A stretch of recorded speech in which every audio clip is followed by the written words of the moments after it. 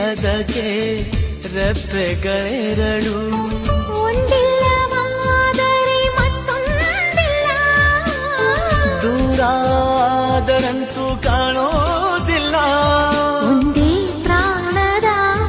ಜೋಡಿ ದೇಹದ ಬಾಳಲಿ ನೋಡುವ ಹಂಸವೇ ಹಂಸವೇ ಹಾಡುವ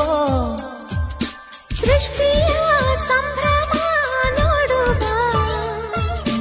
ನಿಸರ ಅಲ್ಲಿ ತಾವರೇ ಇಲ್ಲಿ ಮೋಹವಿದೆ ಒಂದು ಸ್ನೇಹವಿದೆ ಪ್ರೀತಿಸುವ ದಾರಿದೆ